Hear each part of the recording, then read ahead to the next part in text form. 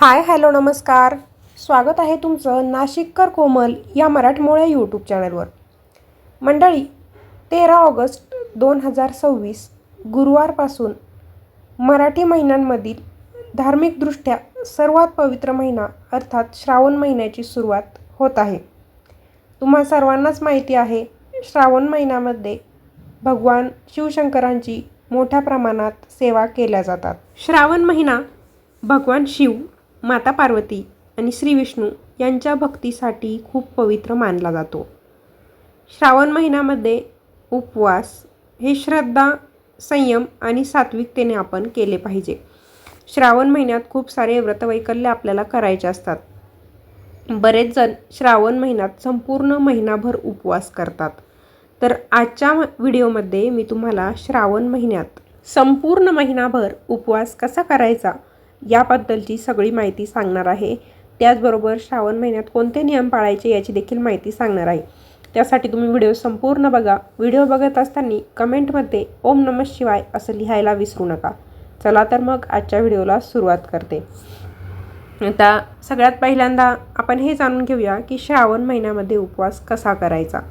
आता काही जण श्रावण सोमवारचा उपवास करतात, श्रावणी शनिवारचा करतात किंवा ज्या काही महत्त्वाच्या तिथी असतात त्यांचा उपवास श्रावण महिन्यामध्ये करतात. पण काही जण असे देखील असतात की ते संपूर्ण श्रावण महिनाभर उपवास करतात. तर श्रावण महिन्याचा संपूर्ण महिनाभर उपवास कसा करायचा याबद्दलची माहिती आपण जाणून घेऊया. श्रावण महिन्याच्या पहिल्या दिवसापासून म्हणजे 13 ऑगस्ट 2026 श्रावण महिना सुरू होणार आहे. तेव्हापासून ते 11 सप्टेंबर 2026पर्यंत श्रावण महिना असणार आहे. तोपर्यंत हा उपवास करायचा आहे. तर ज्यांना कोणाला संपूर्ण महिनाभर उपवास करायचा आहे त्यांनी श्रावण महिन्याच्या पहिल्या दिवशी, अर्थात श्रावण महिन्यात दररोज सकाळी लवकरच उठायचं आहे. दररोज स्वच्छ वस्त्र परिधान करायचे आहेत. उपवासाच्या पहिल्या दिवशी सकाळी उठून स्नान वगैरे आवरलं की आपल्याला पहिल्या दिवशी व्रताचा संकल्प करायचा आहे. महिनाभर दररोज शिवलिंगाला जल, शक्य असेल तर दूध, बेलपत्र, धोत्रा, पांढरी फुलं अर्पण करायची आहे आणि ओम नमः शिवाय, ओम नमः शिवाय या शिवमंत्राचा जास्तीत जास्त जप करायचा आहे. उपवासाचा संकल्प पहिल्या दिवशी करायचा आणि दिवसभर जास्तीत जास्त शक्य होईल तेवढं शांत, सात्विक वर्तन आपण ठेवायचं आहे. आता महिनाभर उपवास करताना पहिल्या दिवसापासून शेवटच्या दिवसापर्यंत संपूर्ण महिनाभर उपवास करायचे असतात. मग 2 प्रकारचे उपवास तुम्हाला करता येतील. पहिला प्रकार म्हणजे सकाळी दिवसभर उपवास करायचा, संध्याकाळी उपवास सोडून द्यायचा. संपूर्ण श्रावण महिनाभर तुम्ही करू शकता.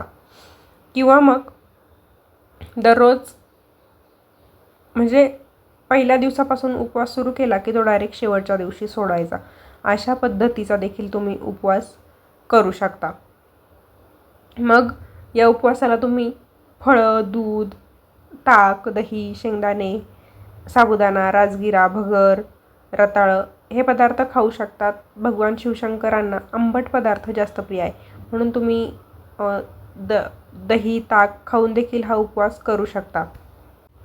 सकाळी उपवास सुरू करून संध्याकाळी सूर्यास्त झाला की हा उपवास तुम्ही सोडायचा. परत दुसऱ्या दिवशी सकाळी उपवास सुरू करायचा. अशा पद्धतीने तुम्ही महिनाभर उपवास करू शकता. किंवा श्रावण महिन्याच्या पहिल्या दिवसापासून उपवास करून तो डायरेक्ट शेवटच्या दिवशी सोडायचा. अशा पद्धतीचा देखील तुम्ही उपवास करू शकता. श्रावण महिन्यामध्ये कांदा, लसूण, मांसाहार, मद्य या गोष्टींचा आपल्याला त्याग करायचा असतो. दिवसभर भगवान शिवशंकराचं नामस्मरण, शिवपुराण किंवा धार्मिक ग्रंथांचं वाचन आपण करायचं आहे.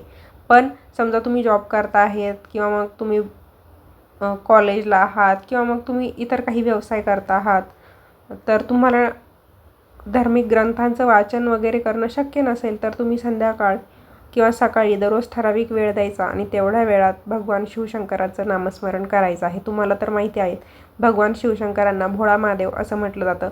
त्यांना प्रसन्न करण्यासाठी खूप काही करावं लागत नाही. पण काही गोष्टी आपण मोजक्या करायच्या, पण त्या नित्यनियमाने करायच्या आहेत. म्हणजे भगवान शिवशंकर आपल्यावर प्रसन्न होतील आणि तुम्हाला इच्छित फळ नक्कीच मिळेल. तुम्ही महादेवाची पूजा प्रदोष काळात करा किंवा सकाळी सकाळी करा, पण दररोज संध्याकाळी आरती करा. आणि उपवास जर सोडायचा असेल तर पहिले आरती करायची आणि मगच आपल्याला उपवास सोडायचा आहे. उपवास सोडताना देखील आपण सात्विकच आहार घ्यायचा आहे. म्हणजे काय होतं, सध्या पावसाळ्याचे दिवस आहेत. पावसाळ्यामुळे नवीन पाणी आलेलं असतं, पाणी विहिरींमध्ये वगैरे थोडंसं दूषित झालेलं असतं, त्यामुळे पोटाचे विकार वगैरे पटकन लागतात. म्हणून आपण पचायला हलकंच अन्न खायचं आहे, जेणेकरून आपल्याला कोणताही पोटाचा विकार होणार नाही. महिनाभर उपवास करायचा गर्भवती महिलांनी शक्यतो घ्यायची नाही. समजा तुम्ही काही आजारी असाल, तुमच्या तब्येतीला झेपत नसेल, तर तुम्ही उपवास करा, मनोभावे सेवा करा. महादेव तुमच्यावरती नक्कीच प्रसन्न होतील. काही ठिकाणी हा उपवास महिनाभराचा असतो.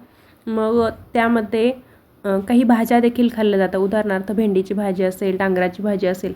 तर तुमची जशी पद्धत असेल उपवास करण्याची, त्या घरच्या परंपरेनुसार आणि प्रकृतीनुसार थोडाफार बदल असू शकतो.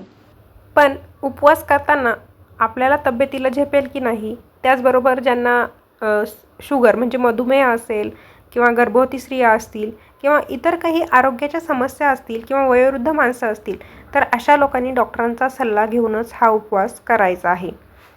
प्रत्येक सोमवारी श्रावण महिन्यात शिवपूजा केली तर विशेष पुण्य मिळतं. त्यामुळे ज्यांना संपूर्ण महिनाभर उपवास करणं शक्य नसेल, तर त्यांनी श्रावण महिन्यातील प्रत्येक सोमवारी उपवास करावा आणि विधिवत पूजा करावी.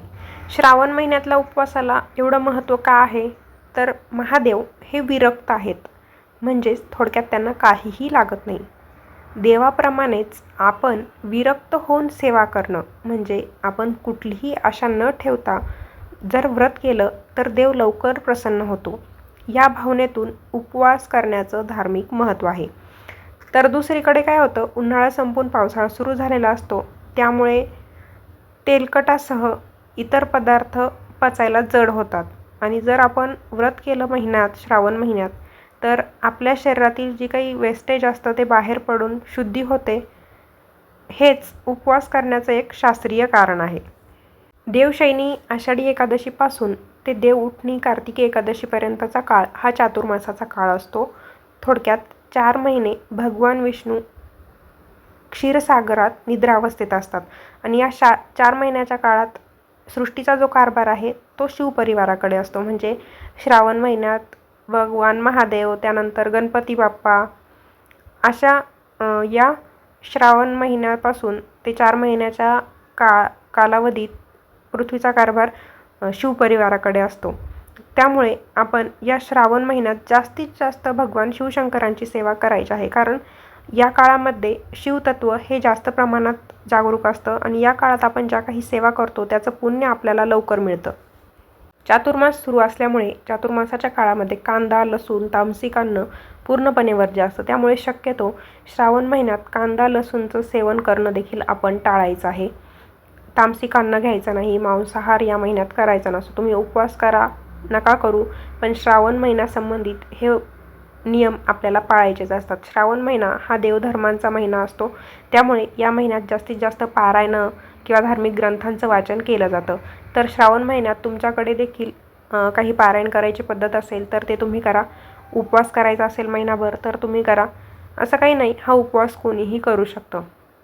तर मंडळी, असा होता आजचा व्हिडिओ. आजच्या व्हिडिओमध्ये आपण श्रावण महिन्यात उपवास कसा करायचा, कोणते नियम पाळायचे, उपवासाला काय खायचं, काय खायचं नाही, याबद्दलची माहिती जाणून घेतलेली आहे. व्हिडिओ आवडला असेल तर व्हिडिओला लाईक, शेअर करा.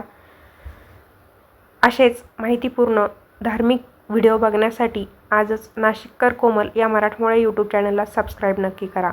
पुन्हा भेटूया अशाच एका नवीन व्हिडिओसोबत. श्रावण महिन्याच्या तुम्हा सर्वांना शुभेच्छा.